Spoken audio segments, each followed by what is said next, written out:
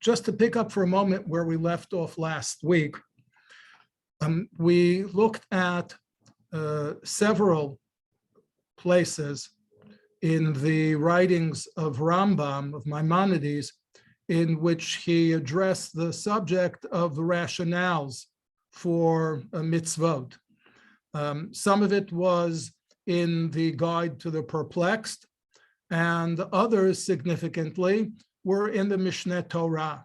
I say significantly because the fact that Rambam considered them to be part of his halachic work suggests that he thought that they were had greater normative force than if they only appeared in the guide, which is more philosophical and therefore not necessarily as addressing the same audiences. But what he did say was that people have to exert themselves to the best of their abilities in order to understand the mitzvot.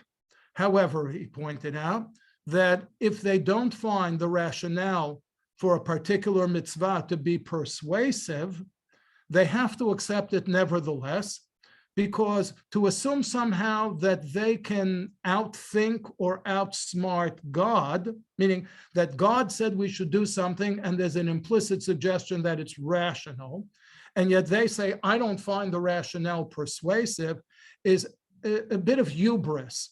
It's tantamount, he says, to saying that somehow I can think on the same level as God. So, of course, the question arises, if it isn't entirely up to our rationale, if we don't wait, if we don't abstain or refrain from observing mitzvot until we are persuaded by their rationales, then what is the alternative? So the alternative, as we see, as he suggests here in the guide, is that opinions, that is to say, thoughts, do not last unless they are accompanied by actions that strengthen them, make them generally known, and perpetuate them. So Rambam somehow thought that it isn't all intellectual. Some of it is what we would call experiential. And here again, we see that he addresses it in the Mishneh Torah. In fact, it's in the very first part of the Mishneh Torah, Hilchot Deot. Again, Rambam considered a part of halacha to be right thinking.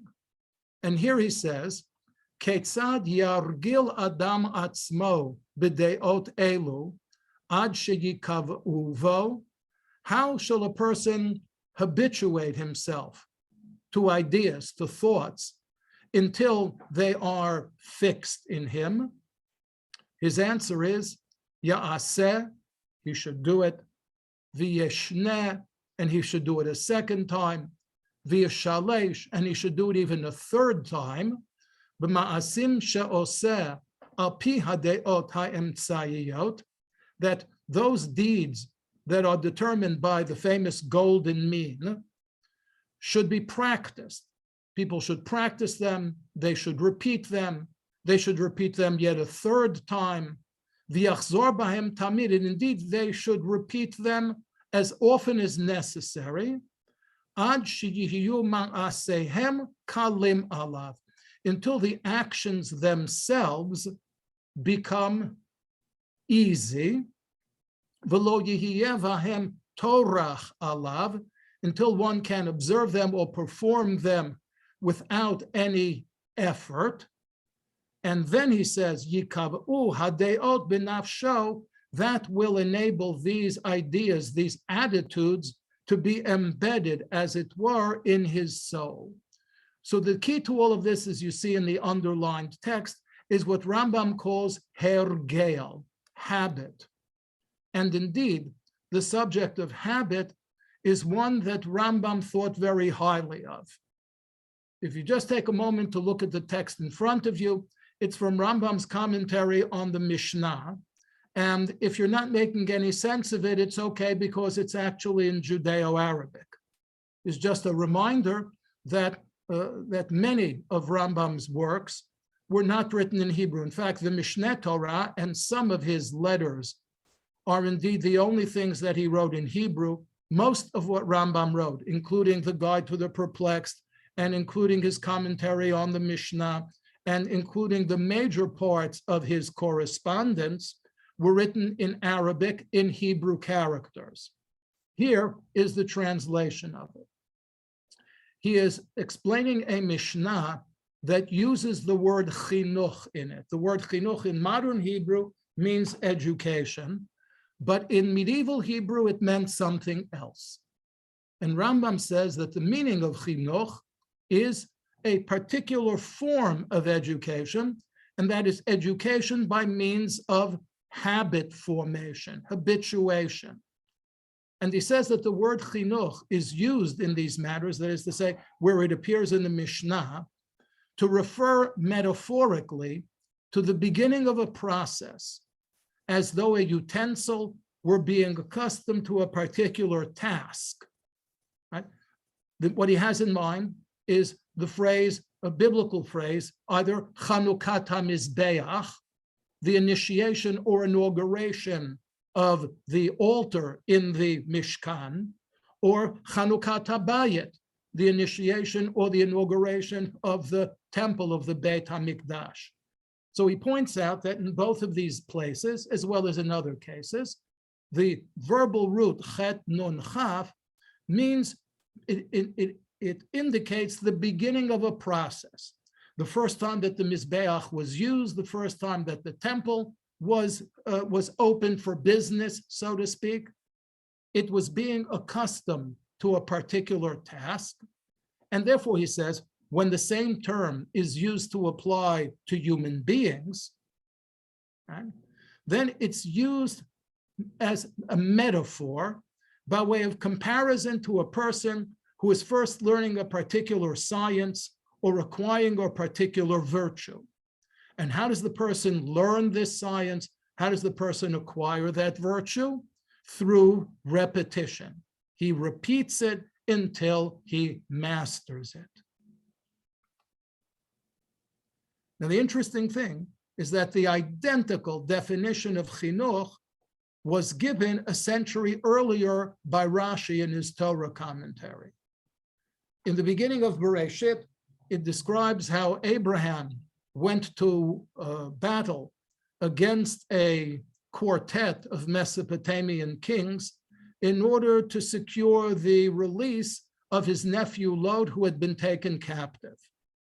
And when he did so in the company of his retainers, of his household servants. And the Torah refers to them as chanichav, the same shoresh, chet nun chaf, that Rambam gave us a definition of it previously. And here is what Rashi says. Rashi says, V'hu l'shon hatchalat knisat ha'adam o kli la'omanut shehu atid la'amod ba. That the verb chet nun chaf signifies the entry of a person or a utensil into the profession in which it is intended to persevere. So indeed, it's the identical definition that was given by Rambam, and it could very well be that Rashi and Rambam in this respect shared the same original third source. So indeed, in answer to the rhetorical question, how does habit work? Rambam explained in classic Aristotelian fashion, and we'll see later this evening just what Aristotle had to say about the value of habit, namely that through repetition of some sort of positive behavior, right, the behavior becomes automatic, what we would call second nature. And that leads to the positive values that are represented by these actions becoming embedded in his personality. So sometimes, as we saw, as Rambam explained, that the important thing, the essence of a particular mitzvah, was not the action through which it was performed or through which it was observed, but the essence of the mitzvah was more likely the inculcation into the practitioner of the mitzvah of a particular ethic or a particular moral. And that brings us to Sefer Hachinoh, which of course leads us to wonder how the author of the Sefer Hachinoh would have defined the word chinuch. Would he have defined the word chinuch more in the modern sense and considered his book to be a book about education in general? Or would he have defined chinuch more like Rambam and Rashi defined it? That is to say that he would have considered his book to be a book about how to habituate yourself. That is, how to practice certain things or observe certain behaviors until the point at which they became second nature, and that would enable you to nurture in yourself a particular virtue, a particular moral, a particular ethic, a particular dimension of character. So the Sefer Hachinoch was written in Spain in the late 13th century. We'll see in just a moment that amongst the authorities he cites is Nachmanides, Ramban, who died towards the end of the 13th century. So arguably, this is a bit later than the death of Nachmanides. And until recently, until I'd say maybe the last 10 years or so, it was usually conventionally attributed to a well-known and highly regarded late 13th century Spanish author named Rabbi Aharon Halevi of Barcelona. In the last 10 or 15 years, the opinion of scholarship has changed a bit, and the current conventional thinking is that the author was not Rabbi Aharon Halevi of Barcelona, but it was actually his older brother, Rabbi Pinchas Halevi of Barcelona. So either way, the Halevi, a family of Barcelona of the late 13th century, can rightly lay claim to the Sefer Hachinoch. Here's just a small segment from the author's introduction to the book. And the thing to bear in mind is that the author in his introduction is writing specifically, he's addressing his son. The impression that it creates is that his son at this point in time is an adolescent, and that his father is concerned that he should develop good habits, both the habits of practice and performance, as well as what today are called habits of mind. And therefore his father thought that it would be useful if he wrote something that would help his son on a weekly basis to learn about all of the mitzvot in the Torah. So what we have here for the very first time, at least in our experience, is not just somebody who is writing about mitzvot, but we have somebody who has actually compiled a book that addresses all of the 613 mitzvot, the 248 positive commandments, the 365 prohibitions, in the sequence in which they appear in the Torah. So here you notice the highlighted names. He cites as his authorities Rabbi Yitzchak Alfasi, the Rif, who lived in North Africa in the 10th or 11th centuries. And of course, as I mentioned, Rabbi Moshe bar Maimon, the Rambam, and Rabbi Moshe bar Nachman, the Ramban. And this, as I said, gives us the impression that the author was either a student of the Ramban or perhaps a student of Ramban's student, since you may recall that Ramban in 1265 was forced to leave Spain, and he traveled to the land of Israel. He was responsible for reviving the Jewish community in the land of Israel that had been somewhat decimated by the Crusades and by the invasion of the Mongols. And therefore, it could very well be that the author of Sefer Hachinoch was not necessarily directly a student of Maimonides, but was perhaps a student of Nachmanides, but a student of one of his students. And here in the introduction, he gets a little more specific, and he says, there are commandments that are practiced today, and he says, all counted, they are 369, which means essentially that he already winnowed the 613 mitzvot to leave out, to omit those that could not be performed at all in the 13th century. Now, the truth of the matter is, and we've mentioned this on a previous occasion, that there was never, ever a time at which any one individual could perform or observe all 613 mitzvot. That's rather obvious, since some of them can be performed only by Kohanim and others can be performed only by Leviim, and there are others that cannot be performed by either Kohanim or Leviim. Therefore, it's clear that there was never an expectation that anyone would be required to keep all 248 of the positive commandments and to observe all 365 of the prohibitions. Then, of course, with the destruction of the temple, all of the mitzvot that pertained to the temple service, largely those that pertained to the sacrificial order, to the korbanot, became null and void. So the first thing that the author of the Sefer Hachinoh is alerting us to is that according to his, and arguably according to the reckoning of other medieval authorities, of the 613 mitzvot with which the Torah began, 369 of them were still considered to be valid or in force even after the destruction of the temple. And he says in the second line, from these that are practiced, there are some that a person only be obligated in them by a cause, meaning that if something happens, then you have to respond to it.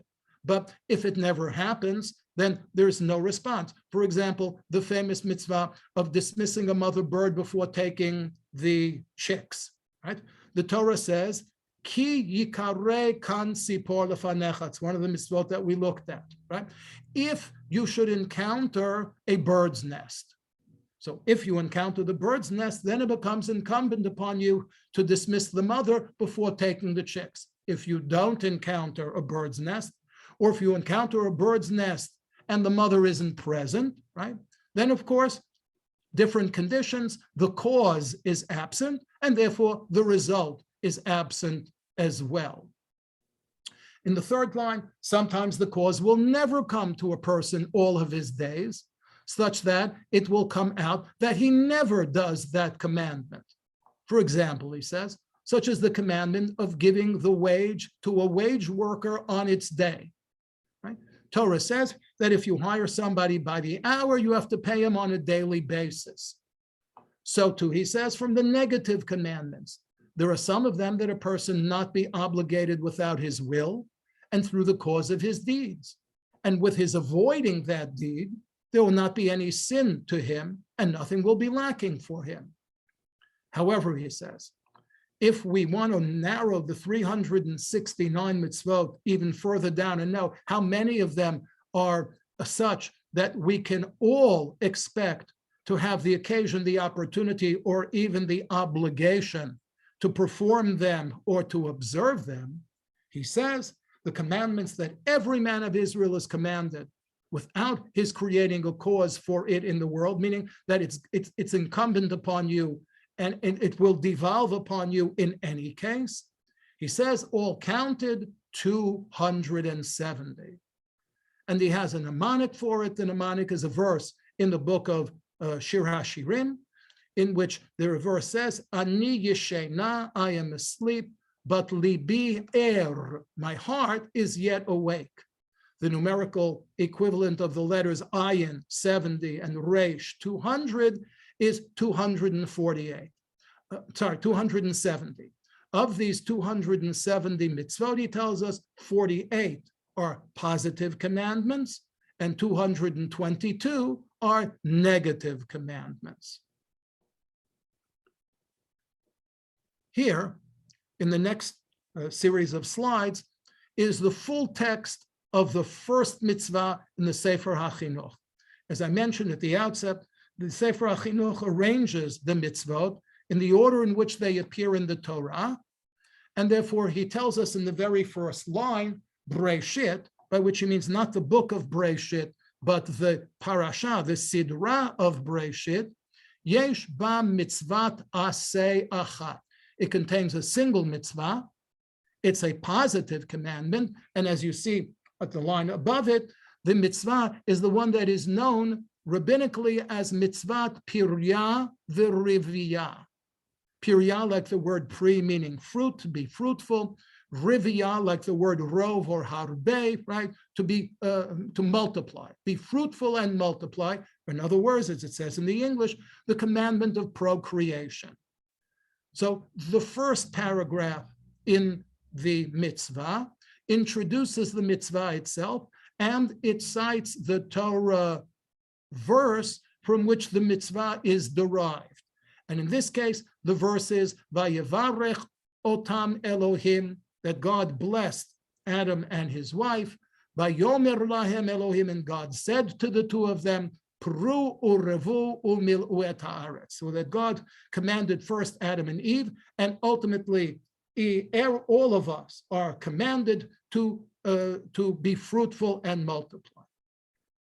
That's the opening paragraph. The second paragraph is invariably entitled Mishorashei HaMitzvah. When he uses the word shoresh, and we already saw this last week in Maimonides, he doesn't mean the root in terms of the origin as much as he means the root in terms of the compelling reason or the rationale. So after telling us what the mitzvah is and what is the verse from which it is derived, he addresses the question of what is the rationale behind the mitzvah. And in this case, just to save a bit of time, you see the highlighted passage, Shakadosh Baruch Hu Chafetz b'yishuvo, that God wants the world to be settled. Therefore, the purpose behind the mitzvah is that there should be, that the world should be populated. The next paragraph, again, invariably, addresses dinei ha-mitzvah, what we would call the halachic details of the mitzvah. In this case, for example, matai chayav adam la'asok ba, when is it incumbent upon people to observe this commandment? Kama banim yulo v'yipater, how many children do you need in order to be satisfied that you've fulfilled the mitzvah? And then either the last or sometimes the next to the last paragraph begins with the phrase v'noheget. When is this mitzvah in force? When is it practiced? Some mitzvot are practiced only during a certain amount of time. Some mitzvot are restricted in terms of whether men are obligated in them or women might be obligated as well. In this case, he tells us that the mitzvah of Pirya v'Rivya, noheged b'chol makom, it's incumbent everywhere in the world. B'chol zman, it's not limited to any particular chronological era. V'chayav adam lishtadel ba, and it is incumbent upon a person to make every effort to fulfill it. And then he concludes by saying, u'mitzvah zo eina mutelet al hanashim, that this mitzvah is incumbent upon men and it is not incumbent upon women. So again, we see that there's a pattern here, and we'll see this pattern in several of the other mitzvot that we'll look at. But what I'd like to look at now is what is perhaps the best known characteristic of the Sefer Hachinoh, and that appears for the first time in the Sefer Hachinoh in his presentation of the 16th mitzvah. The 16th mitzvah is in the parasha of Bo, and it is a mitzvah shelo lishbor etzem min haPesach, that the Jews in Egypt were given very specific instructions about the Korban Pesach, about the original Pesach sacrifice. They had to select the animal 4 days in advance. They had to smear the blood on the doorposts and on the lintel. It had to be roasted. It couldn't be cooked. They had to eat it all, and nothing could be left over by the morning. And it also specified that they had to be careful not to break the bones. So here's what the Sefer Hachinoh has to say. And again, just out of considerations of time, let's just look at the English translation. Notice again that he is addressing his son. And he says, my son, do not attempt to catch me in my words by asking, right? We all have children who sometimes do that, challenge us, or students who challenge us. And he says, do not attempt to catch me in my words by asking, why did God command us to perform all these things because of the miracle of the Exodus? Wouldn't one recollection prompt our thoughts and prevent us and our descendants from forgetting it? Meaning, if the purpose of the mitzvot that surround the Korban Pesach, or let's take a contemporary analogy, the Seder, are exclusively in order to make sure that we never forget our release from Egyptian bondage, then, wouldn't one or two big mitzvot accomplish the purpose? Why all of these details? This would not be an intelligent challenge, the author says to his son. It would be an immature one. So now he says, my son, if you're perceptive, listen carefully, and I shall give you practical instruction in Torah and mitzvot. So here we get an insight into the philosophy of mitzvot according to the Sefer Hachinoh. And what he says is, and again, I'd like to see the Hebrew here, it's on the 4th line in the Hebrew, because it's a recurring phrase. Ki ha'adam nif'al kefi pe'ulotav. A person is influenced, is acted upon by his own actions. Meaning, your personality, your character, if you wish, even your thoughts are influenced by the way you behave. His heart and all his thoughts always follow upon the deeds he performs with them, and this could be for better or worse. So he says, even a person who is thoroughly evil in his heart, all of whose thoughts are perpetually evil, if he stimulates his spirit and places his efforts and involvement at the continual disposal of Torah and mitzvot, meaning if even a thorough no-goodnik were to habituate himself to the performance of mitzvot, even if not for heaven's sake, even if he initially isn't doing it because it's a mitzvah and God commanded it. It's, let's say, because somebody said, if you do it, I'll pay you to do it. The Sefer Hachinoh says he will immediately be inclined towards the good, meaning he is convinced that the performance of good deeds of mitzvot will have a positive effect even on a person whose inclinations are not good.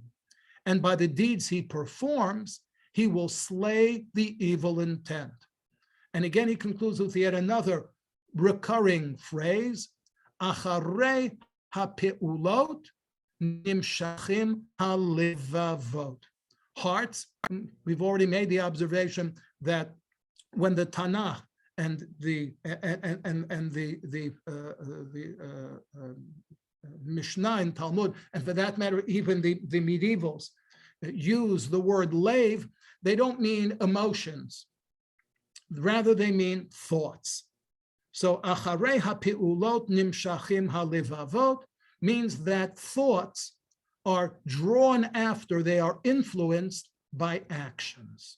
And that seems to be drawn, as so far as we can see, from Rambam, who, if you recall the opening slides, commended hergel or habit as a way not just of developing good patterns of behavior, but as a way of influencing thoughts and ethics and morals. And here again is another example. This is Mitzvah Mem, the 40th mitzvah that appears in the parasha of Yitro. And the mitzvah is Shalo Livnot Avnei Mizbeach Gazit. The Torah actually says that the ideal form that a mizbeach, that an altar should take, it should be made of earth. If, however, it's to be made of stones, the Torah says, the stones should not be hewn stones. They shouldn't be carved. Why? Ki charbecha heinafta aleha vatachal aleha.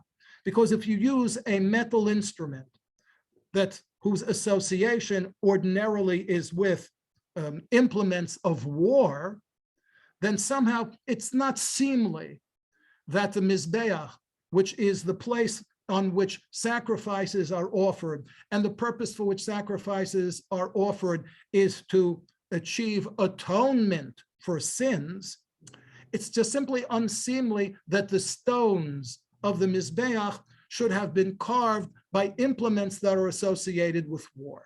So that's the Torah prohibition.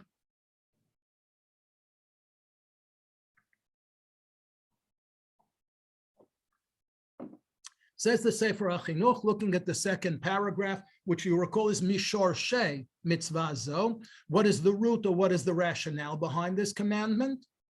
That we should fix into our souls from the day that we make the altar, that forgiveness of iniquity, atonement, blessing and peace will come through it afterwards. As I said, that's the purpose behind Korbanot.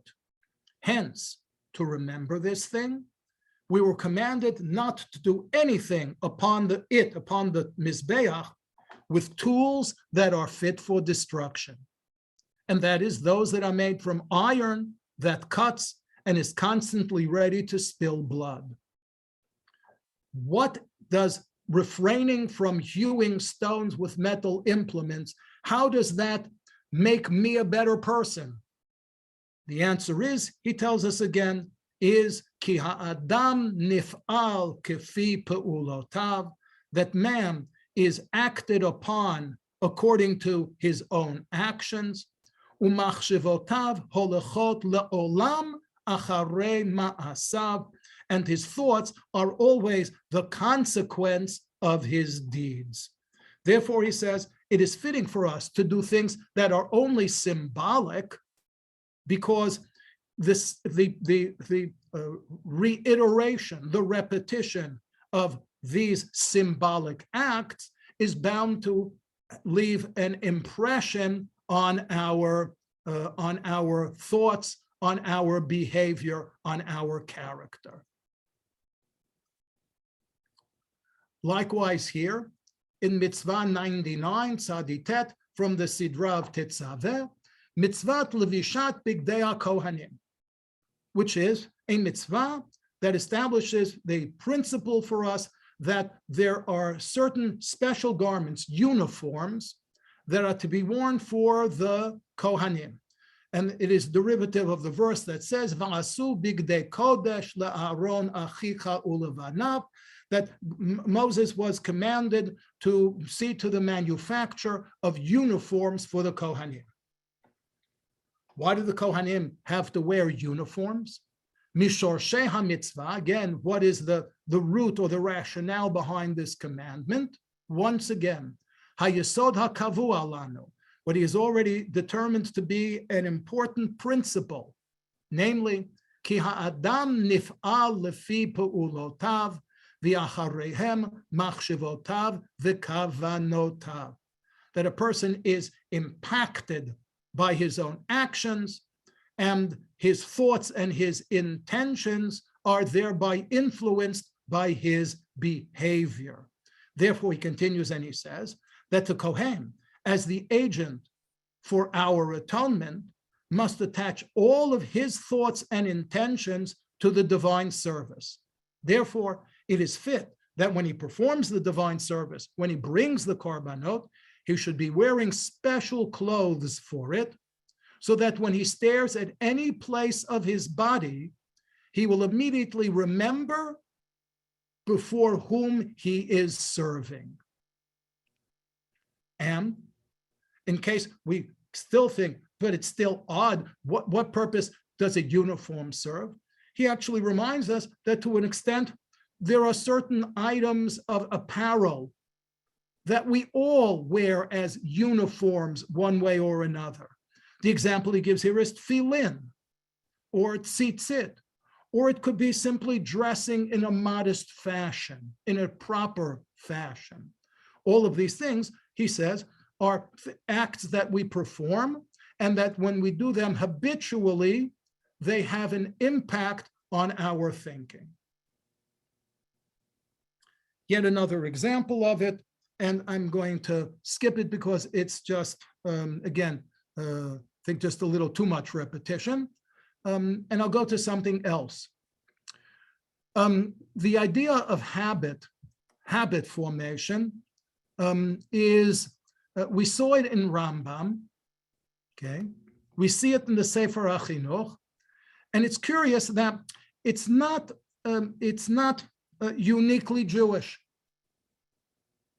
Here we have a reasonably contemporary Muslim religious philosopher, Al-Ghazali, who writes, the way to the purification of the soul is to become accustomed, habituated to actions that emanate from the perfect souls until they become habitual by virtue of their repetition, with increasing frequency, creating a disposition embedded in the soul. These activities are transformed by habit into nature, what we would call second nature, and the same positive traits that were initially difficult for us to perform, after we practice them, they now become simplified. And he goes on and he describes the relationship between the soul, that is to say, the mind, our character, right? Between the soul and the body as a circle. By means of the enforced physical activities, right, as a result of proper behavior, the soul obtains a trait, a virtuous trait. This trait then influences the body and determines a subsequent physical activity, which now has become habituated after first having performed it unnaturally. Bit highfalutin, a bit convoluted, but what can I do? That's what he wrote. But essentially, this is exactly what the Sefer Hachinoch said. Acharei hapeulot nimshachim halivavot. And indeed, it's not original either to the Sefer Hachinoch or to Rambam, or for that matter, even to Al-Ghazali. It goes back to Aristotle. Writing about habit in his book on ethics, Aristotle wrote that excellence or virtue being of two kinds, intellectual and moral. Intellectual excellence owes its birth and its growth to teaching, for which reason it requires experience and time, while moral excellence comes about as a result of habit. Indeed, he says, it makes no small difference then whether we form habits of one kind or another from our very youth. It makes, he says, a very great difference. It makes all the difference. The Sefer Hachinoch, of course, is not exclusively devoted to the idea that one is impacted by one's own behavior, but there are other things in the Sefer Hachinoch that, again, we've seen similar things not only in Rambam but earlier than that in Sa'adya Gaon as well. For example, in discussing the mitzvah dinei knasot, the law that empowers a court to impose civil fines on people. Shorash mitzvazo, again, what's the rationale behind this mitzvah? And it says in this case, ubichlal And it's not just this individual mitzvah, but he says, Kol ma sheba b'Torah b'inyan hadin. All civil law in the Torah, says the author, Eini tzarich liyage'a achar ta'amo shel davar. He says it needs no exertion on his part to explain it. Why? Ki davar muskalhu. You remember that Sa'adya divided mitzvot into two categories. One, which are things that we know only as the result of revelation. He called them shemi'iyot. But the other category were things that reason alone is sufficient to compel them. He called them sichliot. So here too, the Sefer Hachinoh talks about civil law as being davar muskal, something that is essentially self-explanatory. And as he explains, if there were no law, people could not be civilized, nor could they maintain a society. Therefore, he says, it's impossible to live without laws. Another example of where a performance of a particular mitzvah is meant not just to accomplish that immediate purpose, but something larger than itself, is a mitzvah from somewhat later in the Sefer Hachinoh, right? Mitzvah Tav Pei Bet 482, which says that when an indentured Hebrew servant goes free at the end of 6 years of service, it is incumbent upon his master, or the one who was his, was now ceased to be his master, laha'anik lo b'tzeito lachofshi, to give him a parting gift when he secures his freedom. Namely, he says to give from what we have to the Hebrew slave at the time that he leaves from under our hand and goes free, and that we should not send him out empty-handed, right? And again, the verse, the Torah verse, ha'anek ta'aniklo, indeed you should endow him, mitzonacha, give him sheep, gornacha, give him grain, mikvecha, give him wine, asher berachacha, Hashem Elohecha, whatever it is that God blessed you with, titen lo, you should give it to him as kind of like a severance package. What's the reasoning behind this? He says, in order that we should acquire for our souls virtuous, dear, and beautiful traits. It isn't just to make up for the fact that this person for a maximum of 6 years has been essentially an indentured servant. It's not that he didn't earn a wage for 6 years, therefore let's give him a little pocket money now so that when he goes free, you know, he can at least have bus fare home, right? It isn't only for his benefit. It's for the benefit of the person giving him the gift as well. And he says that, again, good God wants to do good for his people, and it is our glory and our splendor that we should have mercy upon the one who served us, and that we should give him from something that is ours, besides that we have stipulated with him to give him his wage. Why? He says, because davar muskalhu, once again, it's self-explanatory, it's rational. Ein tzorech la'arich bo. There's no need to discuss this at any length. And finally, going back to the beginning, the third mitzvah in the Torah, way back in Sefer Bereshit, is that as a result of the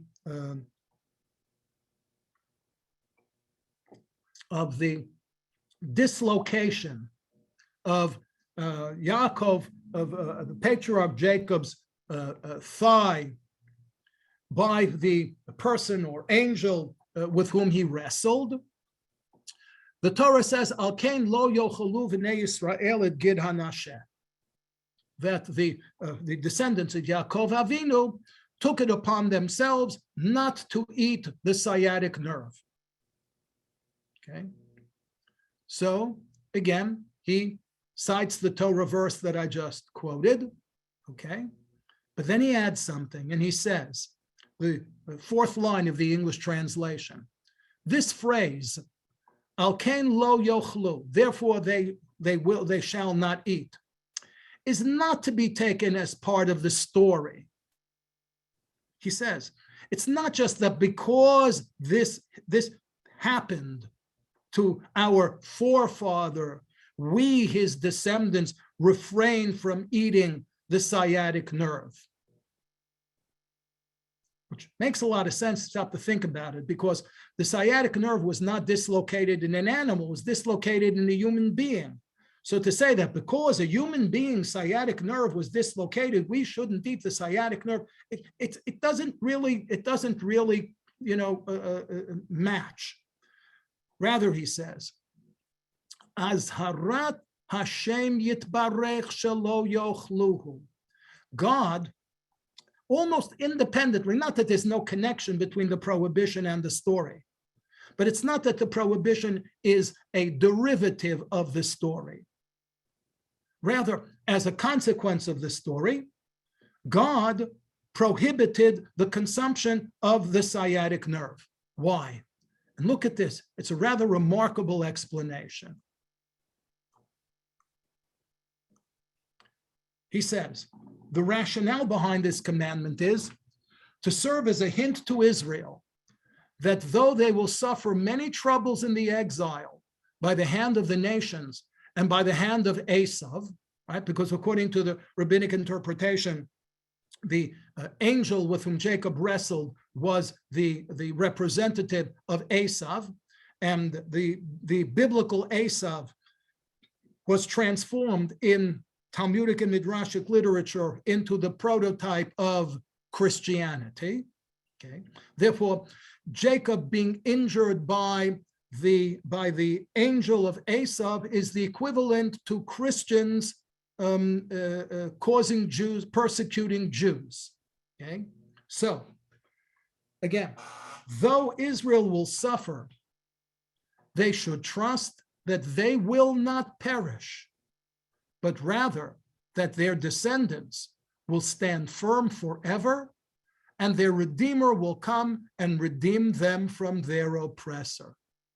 And in continually remembering this idea through the commandment that serves as a reminder, they will stand firm in their faith and righteousness forever.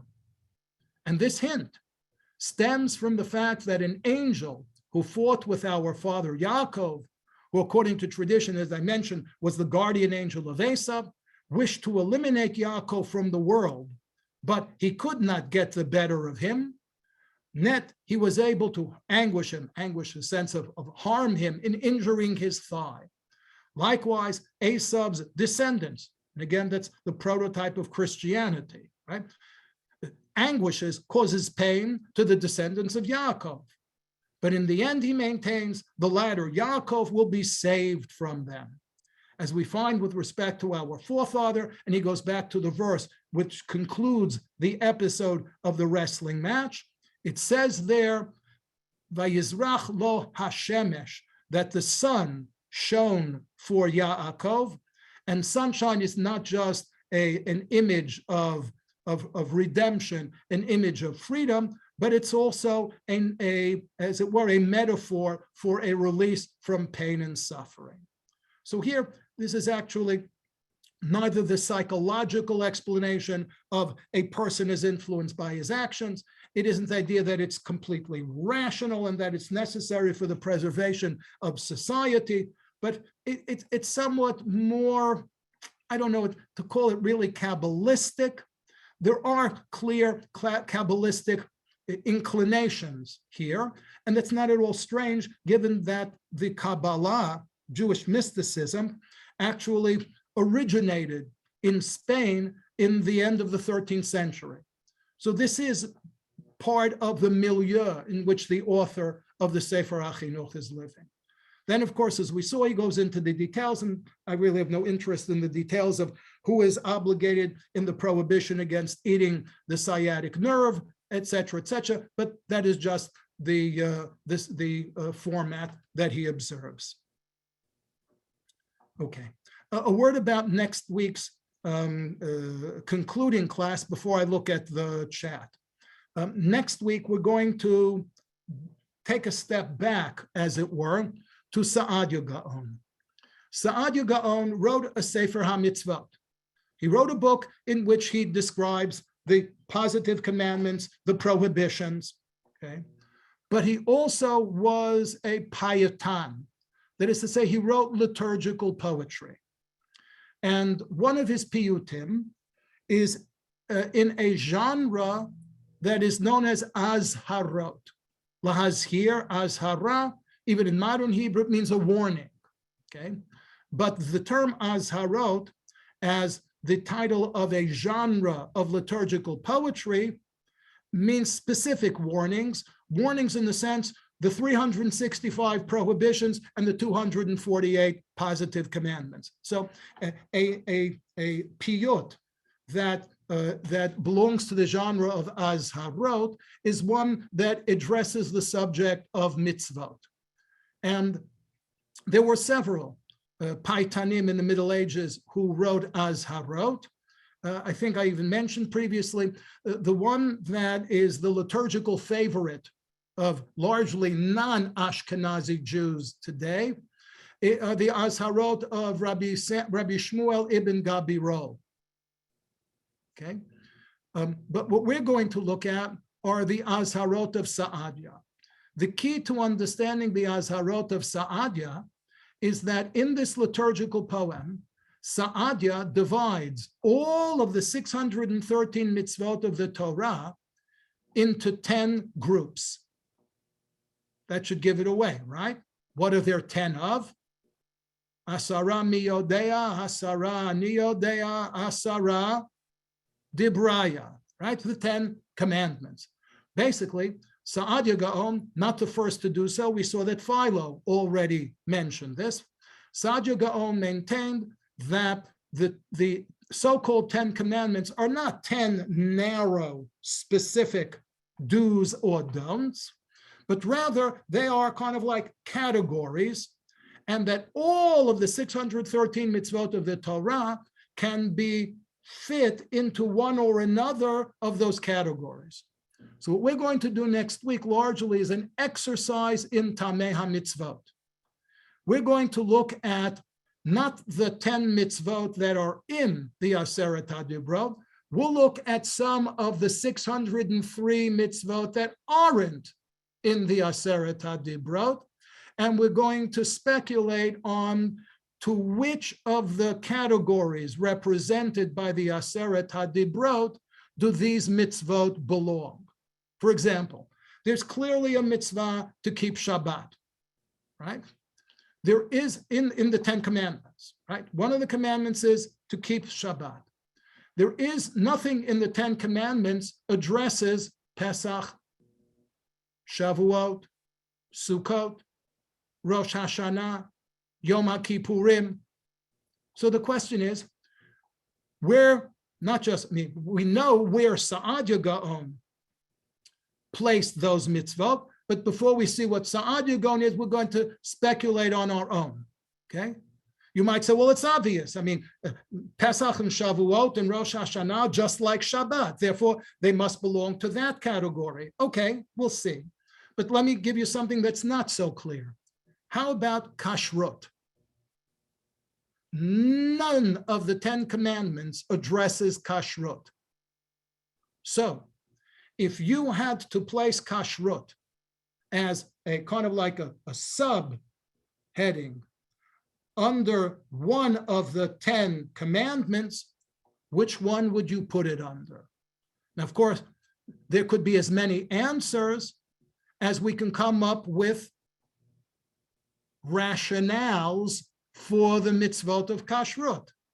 So we'll talk about what are the possible rationales for the mitzvah of kashrut, and then based upon those rationales, we'll see into which of the 10 categories we might assign it. So that's what we're going to do next week. Have a look now at the chat. Link to the sources that's here. Okay.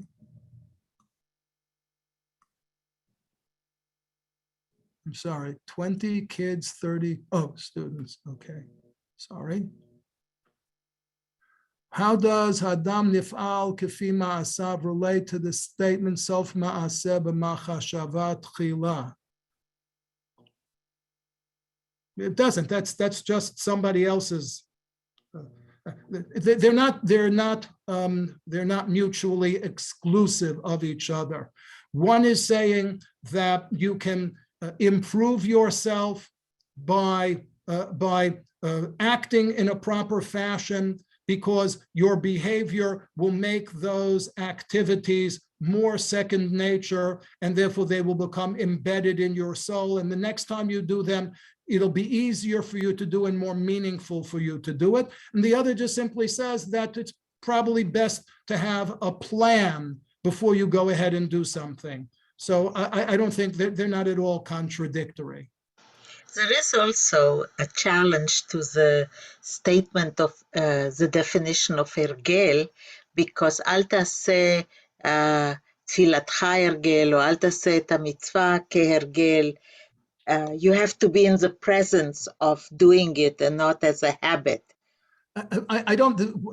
You just said something as though it were a pasuk. There is no such pasuk. If there is an opinion that says that Hergel is bad, so it disagrees with Rambam, it disagrees with the Sefer Hachinoh. But there is no such pasuk. The one about tefillah, says to the effect, it says, Ha'oset tfilato tfilat keva ein tfilato tachanunim. Right. That seems to suggest that if prayer is purely rote, then it lacks a certain emotional quality, okay? But that doesn't mean that if you want to pray properly, the first thing to do is to make sure that you pray often as you need to pray, and that you recite the words. And then the Sefer Hachinoch says that the more frequently that you pray, the easier it will become for you to have the right kavanah in tefillah. But I'm also not acquainted at all with anybody. Listen, after we say the Birchot HaShachar in the morning, the concluding bracha of Birchot HaShachar is Shetargilenu b'Toratecha. So I'm sure that, listen, two Jews, three opinions. I mean, somebody said 20, children, 30 students. So two Jews, three opinions. So I'm sure that somebody out there must disagree with Rambam and the Sefer Hachinoch and say, fui on Hergel. But I don't really, not really familiar with somebody who actually had came out and said it. If you've got a source for it, I'd be glad to take it into consideration. Okay. Maxine, it's yours. Okay, thank you so much for your share, and I'm also looking forward to next week's and looking forward to seeing everyone there.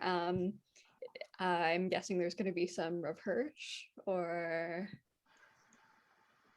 maybe he has some interesting stuff on reasons for kashrut. Anyway,